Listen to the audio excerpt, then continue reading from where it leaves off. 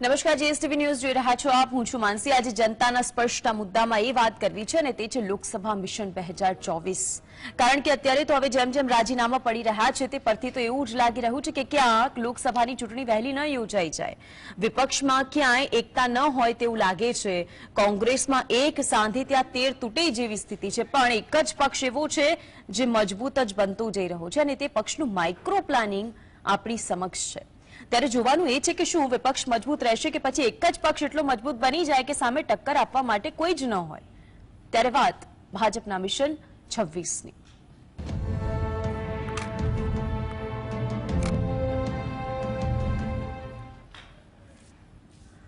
ભારતીય જનતા પાર્ટીનું મિશન 26. આ મિશન 26ની અંદર કાલરોજ જ્યારે જેપી નડ્ડા આવ્યા હતા, 26 મધ્યસ્થ કાર્યાલયનું ઉદઘાટન કરાવ્યું, ત્યારે ગુજરાતમાં લોકસભા ચૂંટણી 2024ના બ્યુગલ વાગી ચૂક્યા છે. પરંતુ એક તરફ વિપક્ષ છે કે જે પોતાના જે નેતાઓ છે, જે વર્ષોથી જે તે પક્ષ સાથે જોડાયેલા છે, તેઓને પણ સાચવી શકતી નથી. એક તરફ ભાજપ છે કે જે માઇક્રો પ્લાનિંગ કરી રહ્યું છે કે આ બેઠક ઉપર ગત વર્ષ કરતા મતો વધારે કઈ રીતે લાવવા. આ તરફ વિપક્ષ છે કે જે પોતાના નેતાને નથી સાચવી શકતા. અરવલ્લી કોંગ્રેસથી આ સમાચાર છે. અરવલ્લી કોંગ્રેસમાં ગાબડું પડ્યું છે. મહત્વપૂર્ણ એ સમાચાર મેઘરજના પૂર્વ ધારાસભ્ય ગુણવંત પંડ્યાના પુત્ર છે કે જે ભારતીય જનતા પાર્ટીમાં જોડાશે. મેઘરજના પૂર્વ ધારાસભ્ય છે ગુણવંત પંડ્યા, તેનો પુત્ર ભારતીય જનતા પાર્ટીમાં જોડાશે. જિલ્લા પંચાયતના સભ્ય જતીન પંડ્યા પણ સમર્થકો સાથે ભારતીય જનતા પાર્ટીમાં જોડાશે. અરવલ્લીમાં 600થી વધુ કાર્યકર્તાઓ કેસરીઓ ધારણ કરશે. 1, 2, 100, 200 પરંતુ 600થી વધુ કાર્યકર્તાઓ. સાબરકાંઠા જિલ્લા કોંગ્રેસ પૂર્વ પ્રમુખ છે વિપુલ પટેલ કે જે ભારતીય જનતા પાર્ટીમાં જોડાશે. ગુજરાતની લોકસભા ચૂંટણી 2024ના બ્યુગલ વાગી ચૂક્યા છે, પરંતુ અત્યારે જે દ્રશ્યો અને ભારતીય જનતા પાર્ટીની અંદર જે ભરતી મેળો એક પછી એક વિપક્ષમાંથી પડતા રાજીનામા, ત્યારે અત્યારે મિશન 26ની અંદર જોઈ લઈએ કે સ્થિતિ શું. બીજી તરફ લોકસભા ચૂંટણીને લઈને ભારતીય જનતા પાર્ટી તો એક્શન મોડમાં છે. લોકસભાની 26 બેઠકોનો જીતવાનો લક્ષ્યાંક વ્યક્ત કરી દીધો છે. એ બેઠકો કે જે બેઠકોની અંદર ગયા વખતે માઇનસમાં હતા તેમાં પ્લસ કઈ રીતે થવું તેવું માઇક્રો મેનેજમેન્ટ પ્રદેશ ભાજપ દ્વારા કરવામાં આવી રહ્યું છે. ઓપરેશન લોટસ હેઠળ કોંગ્રેસના નેતાઓને ભાજપમાં જોડાવાની રણનીતિ અત્યારે જોવા મળી રહી છે. અરવલ્લીની અંદર કોંગ્રેસમાં સૌથી મોટું ગાબડું પડ્યું છે. ત્યારે મુદ્દો એ છે કે મેઘરજના પૂર્વ ધારાસભ્ય છે ગુણવંત પંડ્યા કે જેમનો પુત્ર પણ ભારતીય જનતા પાર્ટીમાં જોડાશે. જિલ્લા પંચાયતના સભ્ય છે જતીન પંડ્યા પણ સમર્થકો સાથે ભાજપમાં જોડાશે.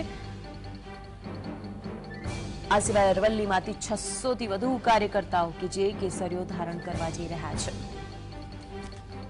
સાબરકાંઠા જિલ્લા કોંગ્રેસ પૂર્વ પ્રમુખ છે વિપુલ પટેલ કે જે પણ ભાજપમાં જોડાશે. સાબરકાંઠાની અંદર જે મોટો ફટકો પૂર્વ પ્રમુખ છે વિપુલ પટેલ, કોંગ્રેસના એક બાદ એક નેતાના રાજીનામા જે પડી રહ્યા છે તે ખરેખર કોંગ્રેસ માટે અત્યારે સૌથી વધારે ચિંતાનો વિષય છે.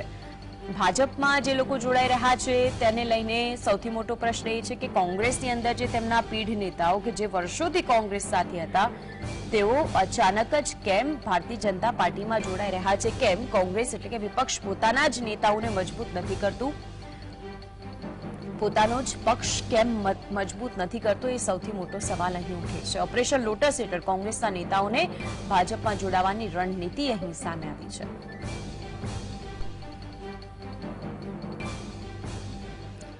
આજ અંગે વધુ માહિતી માટે સંવાદદાતા જતીન આપણી સાથે જોડાઈ ગયા છે. જતીન, ઓપરેશન લોટસની અંદર હજુ કેટલા આવશે, શું વિગતો આપની પાસે?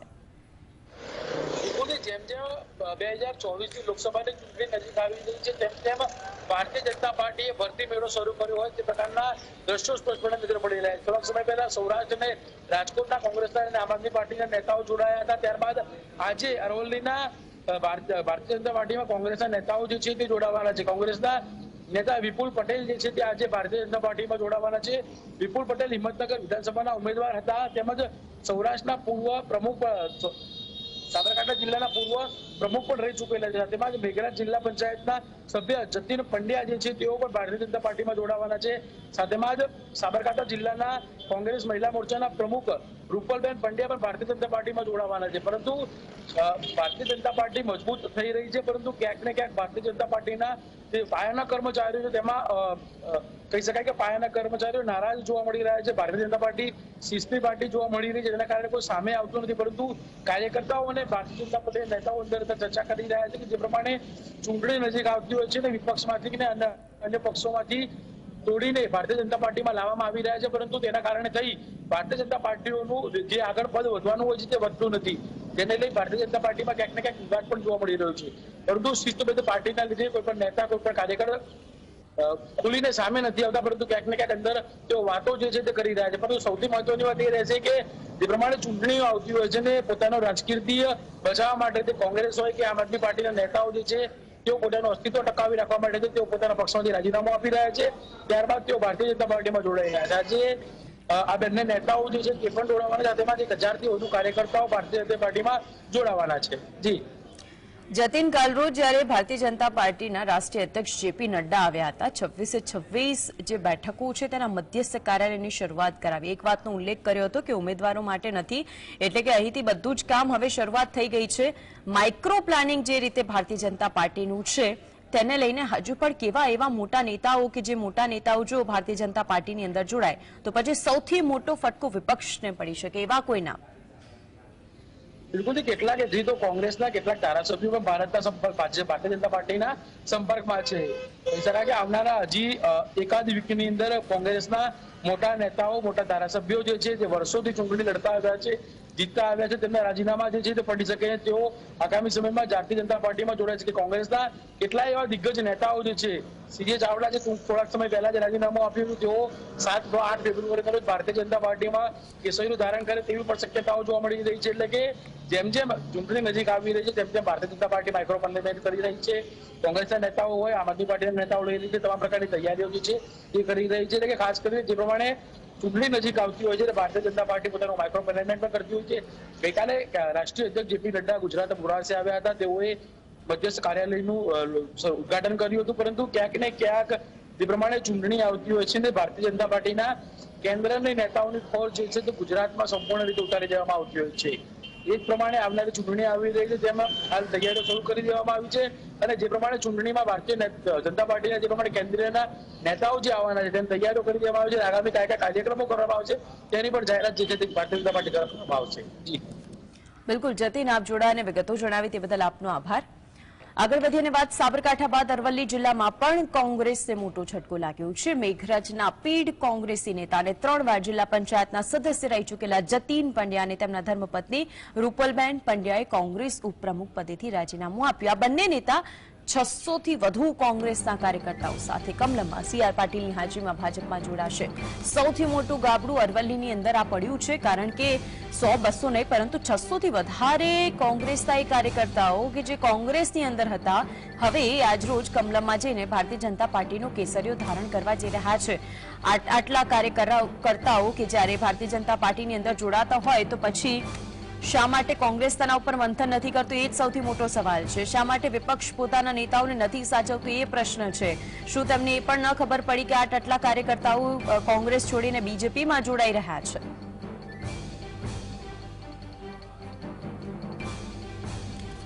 કોંગ્રેસની નીતિ અને આ દેશમાં ચાલતા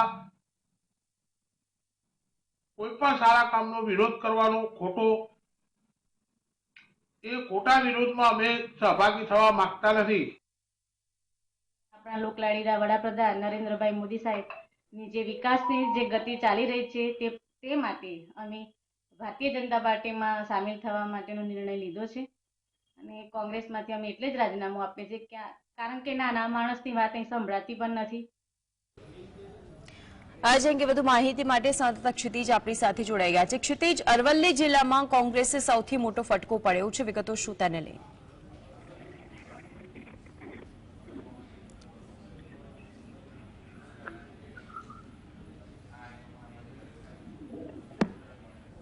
ક્ષિતિજ, ફરી એક વખત આપને પ્રશ્ન પૂછીશું, પરંતુ અત્યારે જે રીતે વિગતો જણાવી રહી છે કે અરવલ્લી જિલ્લાની અંદર કોંગ્રેસે સૌથી મોટો ઝટકો લાગ્યો છે. મેઘરજના પીઢ કોંગ્રેસી નેતા અને 3 વાર જિલ્લા પંચાયતના સદસ્ય રહી ચૂકેલા જતીન પંડ્યા અને તેમના ધર્મપત્ની છે રૂપલબેન પંડ્યા, એ બંને જ કોંગ્રેસ ઉપપ્રમુખ પદેથી રાજીનામું આપ્યું છે. એ બંને નેતા કે જે 600થી વધુ કોંગ્રેસ કાર્યકર્તાઓ સાથે કમલમમાં CR પાટીલના હાજરીમાં ભારતીય જનતા પાર્ટીમાં જોડાશે. વધુ માહિતી માટે સંવાદદાતા ક્ષિતિજ જોડાયા છે. ક્ષિતિજ, 600થી વધારે કાર્યકર્તાઓ જોડાવાના છે બીજેપીની અંદર, કોંગ્રેસમાંથી તેઓ છૂટા પડીને, શું વિગતો?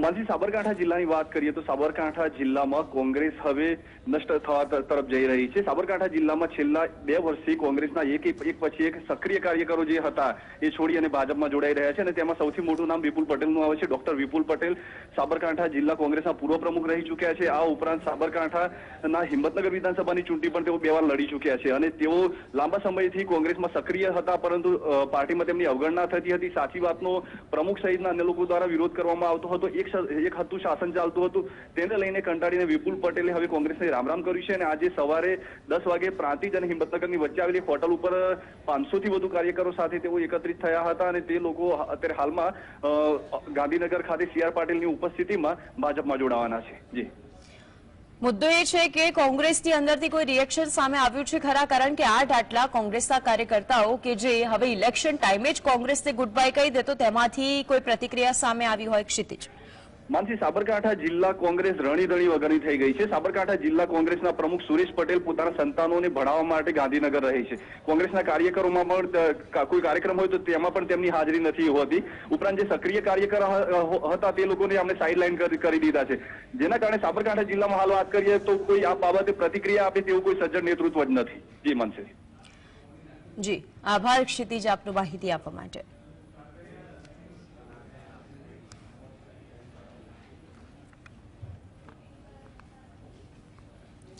26 બેઠકો કઈ રીતે ગત વર્ષ કરતા સારી એવી લીડ સાથે જીતવું એ ભારતીય જનતા પાર્ટીનું માઇક્રો પ્લાનિંગ, પરંતુ હવે તો કોંગ્રેસ અને અન્ય વિપક્ષી પાર્ટીઓનું કેવું પ્લાનિંગ છે તે જોવાનું રહેશે. આપણી સાથે રાજકીય વિશ્લેષક જોડાઈ ગયા છે પ્રદ્યુમનસિંહ સરવૈયા. આપનું સ્વાગત છે જીએસટીવીમાં. સૌથી પહેલા પ્રશ્ન એ થાય છે કે જ્યારે ચૂંટણીઓ આવતી હોય છે, વિપક્ષની અંદર જેટલા પણ નેતાઓ હોય છે તેઓને માટે એક જ પક્ષ દેખાતો હોય છે અને એ છે બીજેપી. એટલે બીજેપીની અંદર જઈને બધા જ કામો થતા હશે એવું લાગે છે કે પછી ભારતીય જનતા પાર્ટીની અંદર જ કામ કરીને આપણે આગળ આવી શકીશું એવું માનતા હશે, કાં તો પછી વિપક્ષની અંદર કોઈ એકતા જ નથી એવું લાગે છે આપને? હાજી, કોંગ્રેસમાં તો ઓવરઓલ અત્યારે તો હતાશા દેખાઈ રહી છે. ગુજરાતમાં ઘણા વર્ષોથી સત્તાથી દૂર રહી છે, એટલે ઓવરઓલ જોઈએ તો એના નેતાઓમાં હતાશા પણ છે. અને કોંગ્રેસમાં એક તો સંગઠન નથી, કોઈ ચોક્કસ સંગઠન જે હોવું જોઈએ નેતૃત્વ એ પણ નથી, સ્થિર વિચારધારા નથી, નવા કાર્યકરો, નવા યુવા સંગઠન કાર્યકરો નથી. એટલે એના લીધે ઘણી બધી બાબતમાં કોંગ્રેસ પાર્ટી એનું સંગઠન ઘણી બધી બાબતમાં પાછળ છે, જે હોવું જોઈએ, જે શાર્પનેસ નથી. એટલે જેને લીધે પક્ષ આખો અટવાયેલો છે. અને એક રીતે જોઈએ તો કોંગ્રેસ રાષ્ટ્રીય હિતના બદલે ચોક્કસ એકાદ સમૂહની હિતમાં જાણે અટવાયો હોય એવું લાગી રહ્યું છે.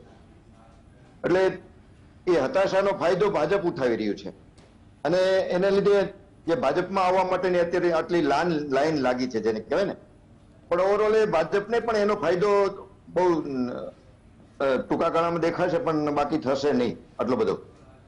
બીજેપી ઓવરઓલ જોઈએ તો એક ડિસિપ્લિન કેડર પાર્ટી છે, રાષ્ટ્રીય વિચારધારા હારે કનેક્ટેડ છે ને RSS ની જે સૈદ્ધાંતિક વિચારધારા છે, એક ટીમવર્ક છે, એ બધું બીજેપીમાં જે છે ઓવરઓલ. અને કોંગ્રેસનો કાર્યકર જે આમાં આવે છે, જે આખી લાઈફ જેને 20 વર્ષ સુધી ભાજપની વિરુદ્ધ જ એની વિચારધારાથી હાલ્યું હોય, પણ સત્તાની નજીક રહેવા માટે આવી આર્ટિફિશિયલ વિચારધારા જોડીને પાછા ભાજપમાં આવે છે શોર્ટ ટાઈમ માટે, એનું કોઈ લાંબુ ભવિષ્ય નથી હોતું. ભાજપમાં એનું ભવિષ્ય બી નથી હોતું. ભાજપ અત્યાર સુધી આપણે જોઈએ છીએ જે કાર્યકરો કોંગ્રેસના આવ્યા છે, કોઈ એમાંથી 20% જ સારા એવા હોદ્દા કે સારું એવું માન સન્માન મળ્યું છે, બાકી 80% પછી પસ્તાવા જ થાય છે કે આપણે આ ખોટા આવ્યા એમ. ઓવરઓલ જોઈએ તો ભાજપને બી એક લોકશાહીનું હિત જોવું જોઈએ. 156 સીટ જેવું આટલું મોટી બહુ આપી છે રાજ્યમાં અને 26 સીટ બી આપી છે. હવે એનો ભલે 5 લાખ વોટનો ટાર્ગેટ રાખે એ સારી વાત છે, પણ એક સિદ્ધાંત જાળવી રાખવો જોઈએ કે ગમે તેને ગમે લઈ આવવા. આપણે એક તો રાષ્ટ્રીય વિચારધારા વાળી પાર્ટી અત્યારે ચોક્કસ જાતિગત સમૂહના નેતાઓને લાવી રહી છે. કોઈ એક ચોક્કસ સમૂહમાં હોય, ચોક્કસ સંગઠનનો જે નેતા હોય, કોઈ સમજો કે સહકારી ક્ષેત્રના નેતા હોય, એ લોકોને પોતાની પાર્ટીમાં લાવી રહ્યા છે.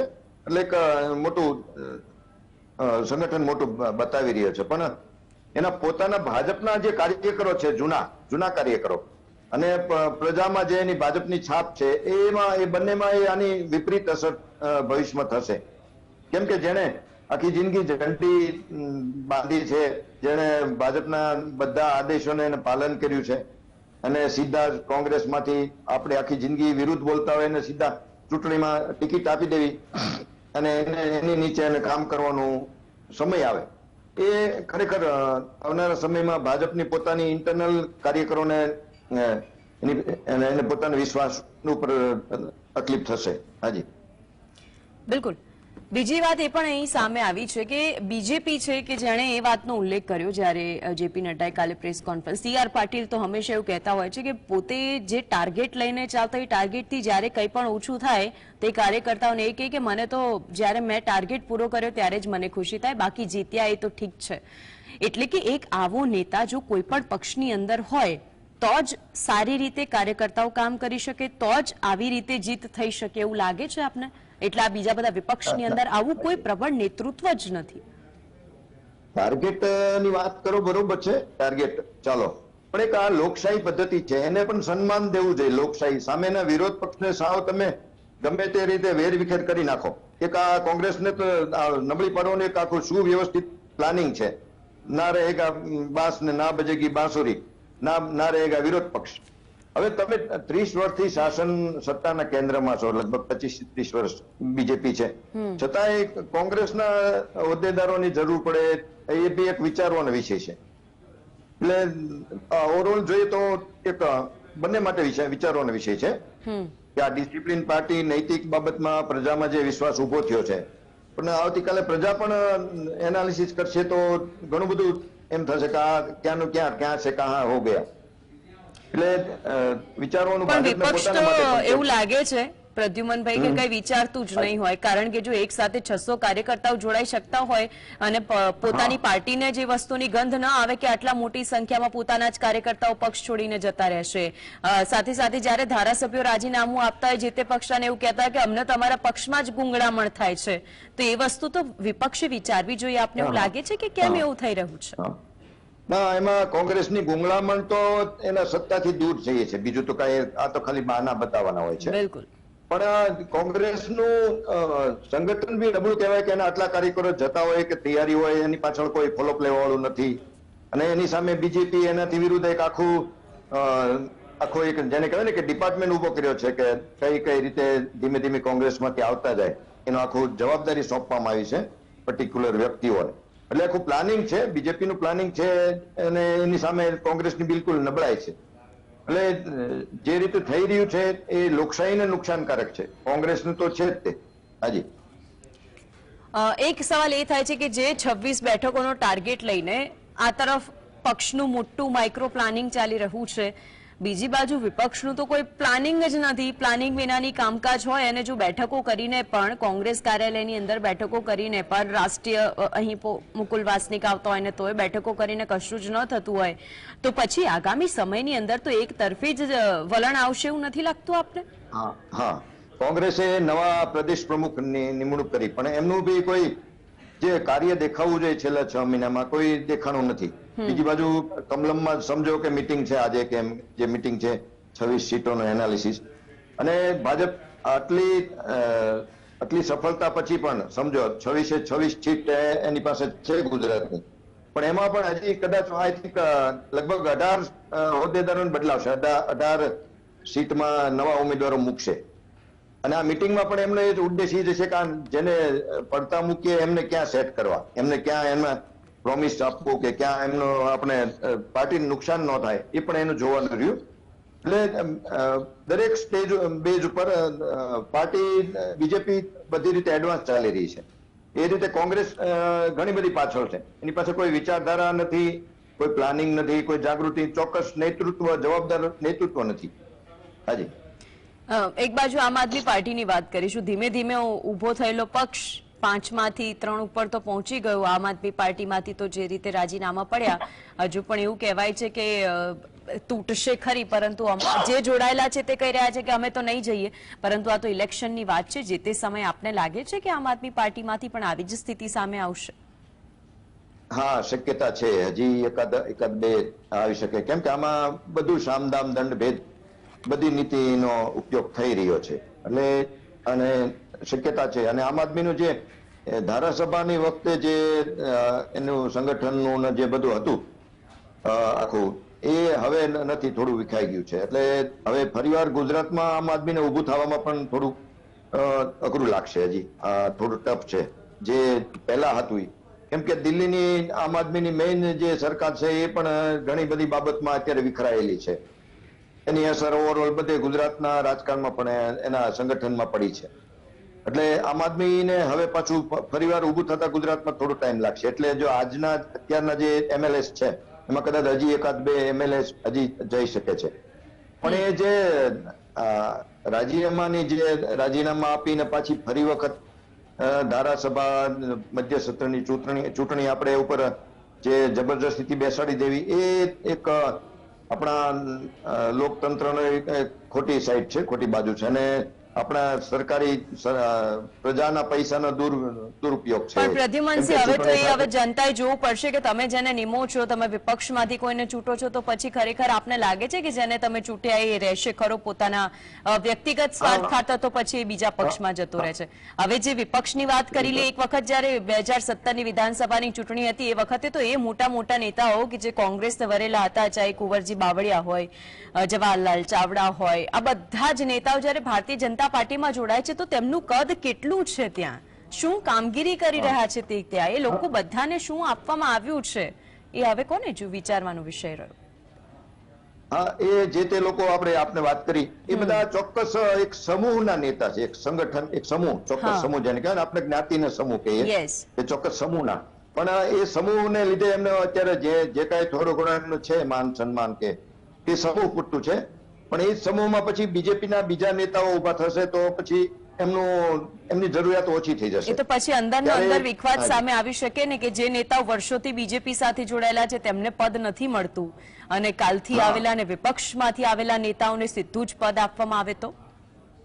હા, એ કાર્યકરોમાં અને સ્થાનિક બીજેપીના જે સિનિયર નેતાઓમાં એ ધીમે ધીમે તો બહાર આવશે જ તે.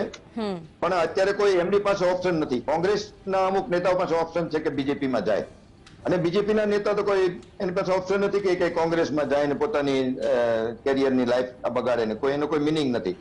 પણ પ્રજાએ એ જોવાનું રહેશે હવે કે ચલો આપણે રાષ્ટ્રવાદને બધી વાત બરોબર, પણ એક લોકશાહીને કાયમ રાખવી, લોકશાહીને આમ સ્થિર રાખવી, તંદુરસ્ત લોકશાહી જળવાઈ રહે, એ માટે પ્રજાએ પણ ક્યારેક વોટ દેવામાં વિચારવાનું રહ્યું. ક્યારેક અમુક જગ્યાએ આપણે એમ નથી કહેતા કે બિલકુલ વિરુદ્ધ જાય, પણ લોકશાહીના સિદ્ધાંતો નિયમોને પકડી રાખવું જરૂરી છે.